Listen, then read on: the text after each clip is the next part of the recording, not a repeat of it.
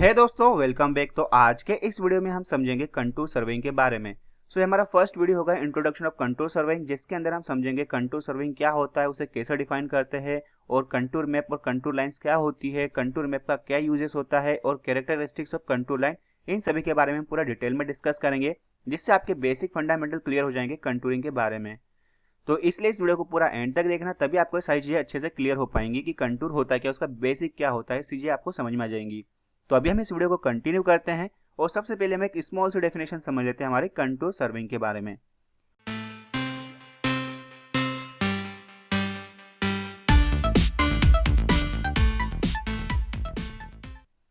Contour serving को हम कैसे डिफाइन करेंगे?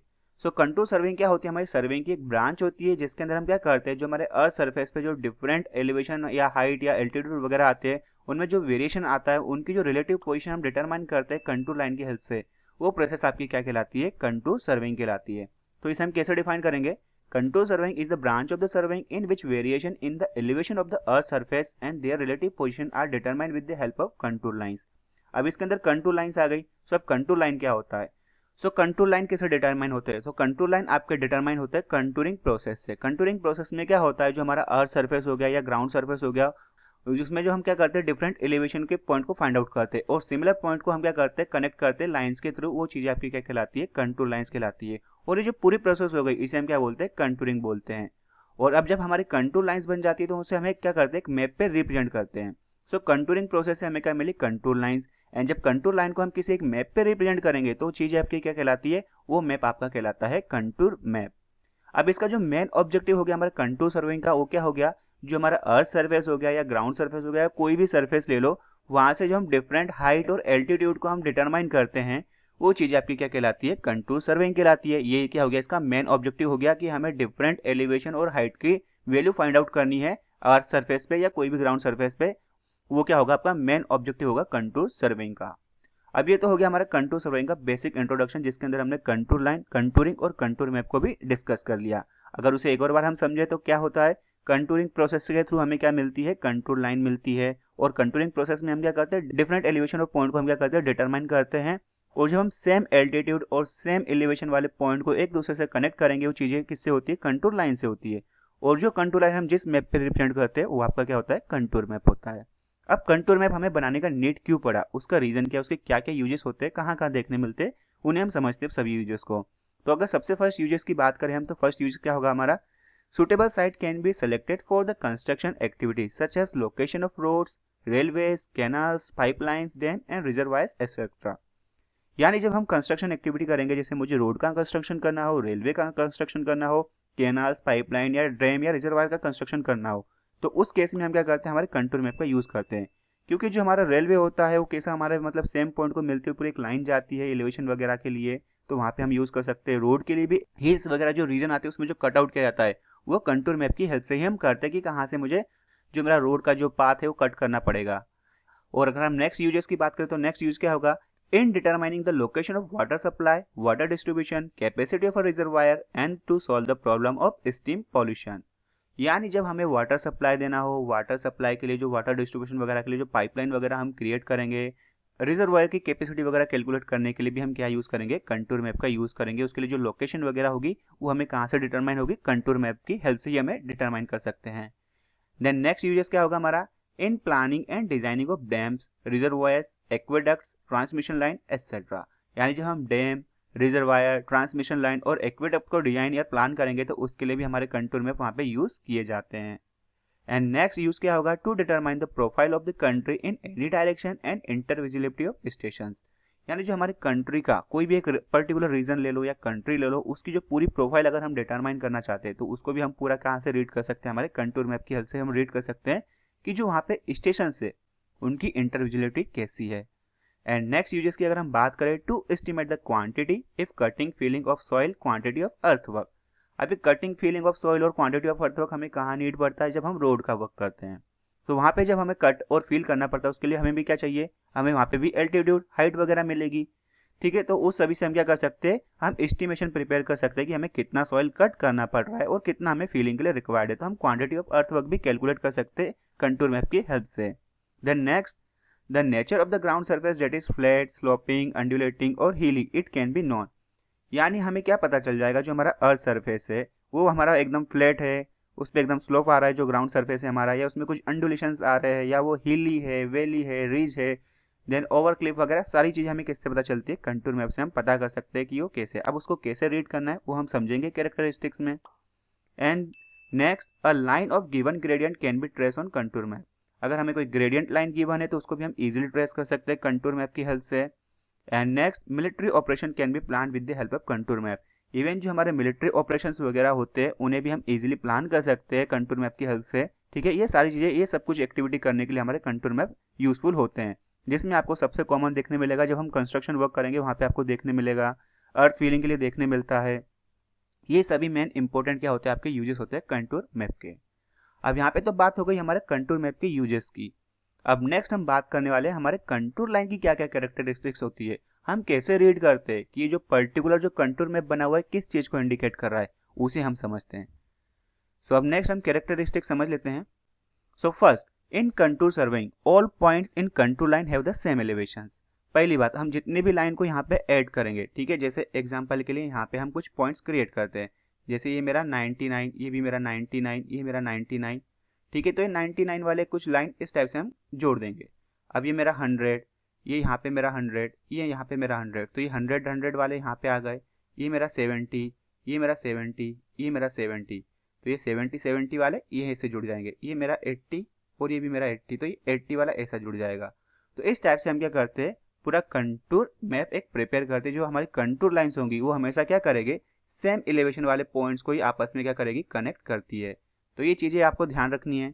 Then next, contour line are far away from each other in a flat region and close to each other in the mountainous regions.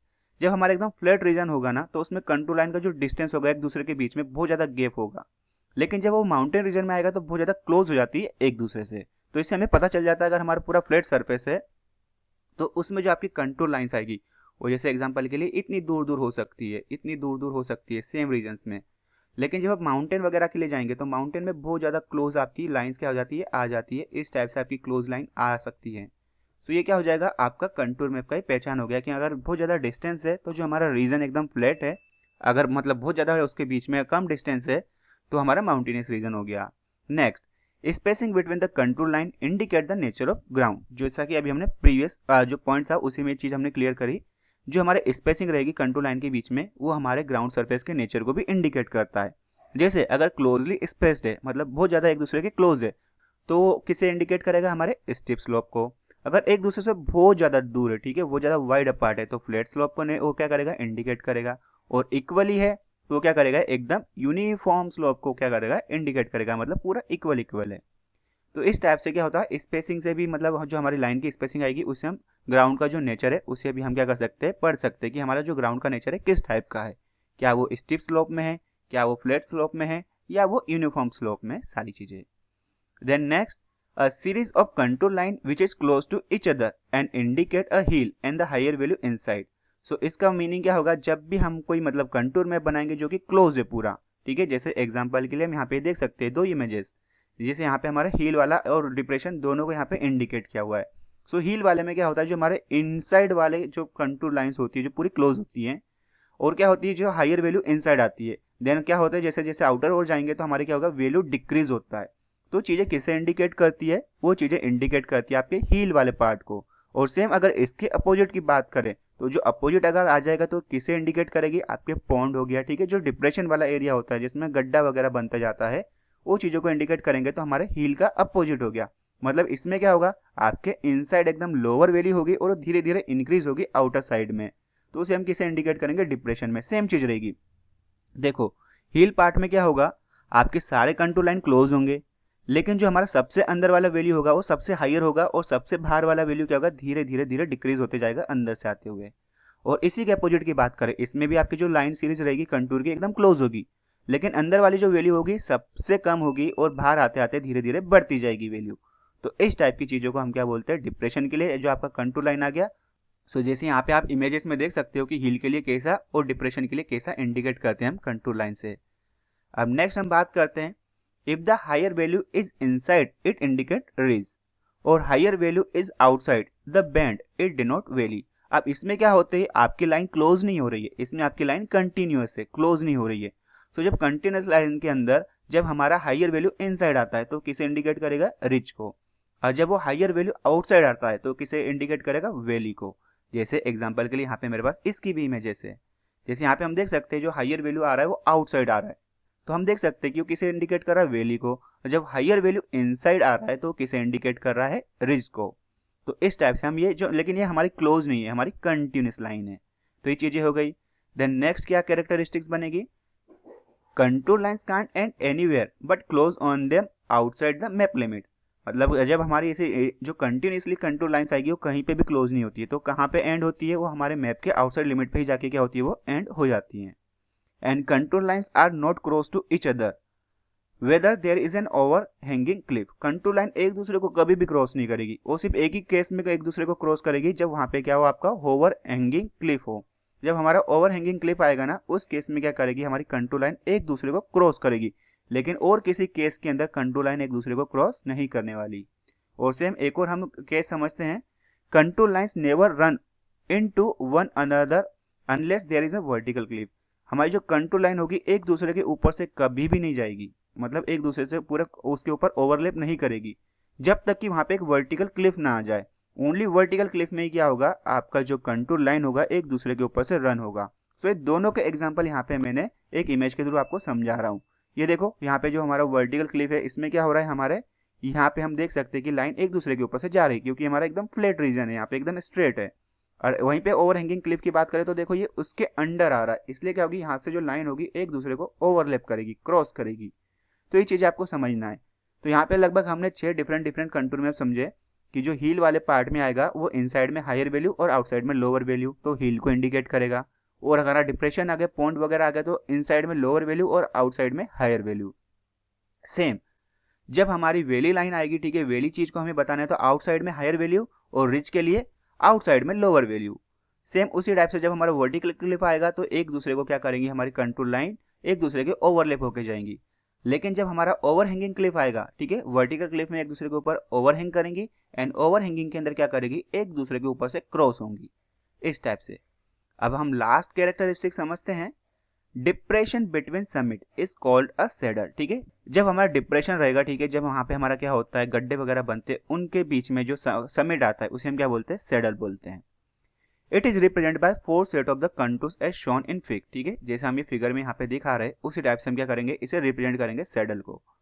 It represent a deep inner ridge और the junction of two ridge, and in the case of the mountain range it take the form of a pass line passing through the saddles and summit gives water shade line। तो जो हमारा शेडल आएगा कुछ इस type से होगा, मतलब यहाँ पे हमारी क्या हो गई, 4 डिफरेंट रिज लाइंस आ गई। ठीक है, 2 या 2 से ज्यादा रिज लाइंस हो गई, उसके बीच में हमारा क्या गया, शेडल।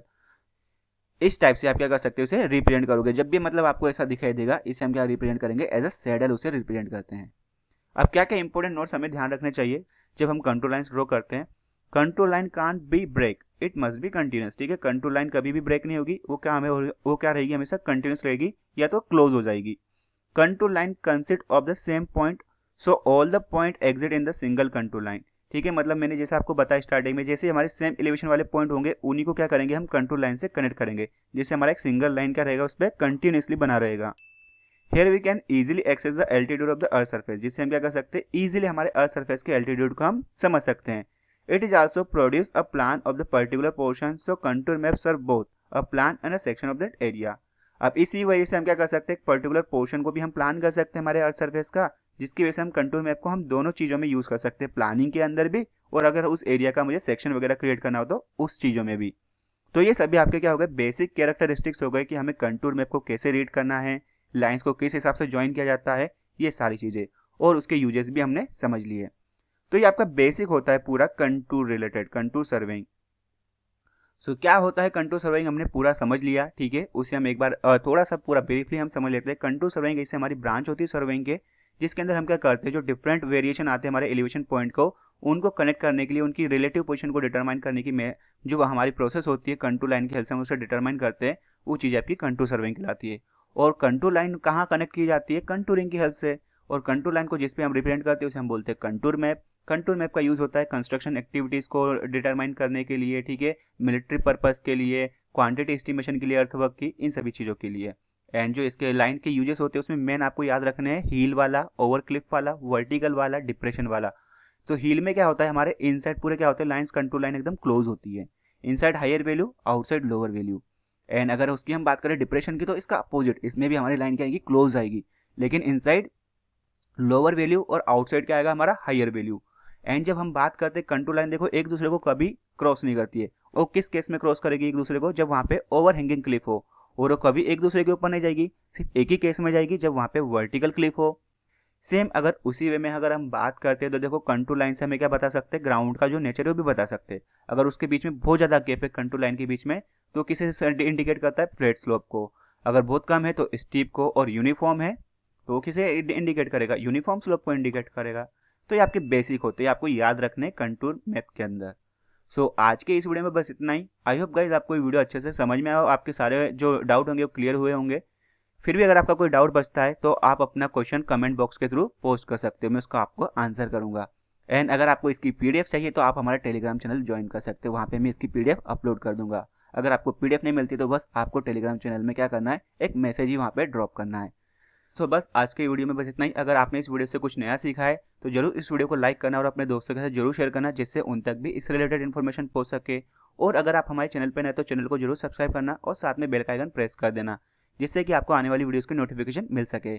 तो मिलते हैं नेक्स्ट वीडियो में, जब तक आप सभी अपना ध्यान रखना। Thank you so much.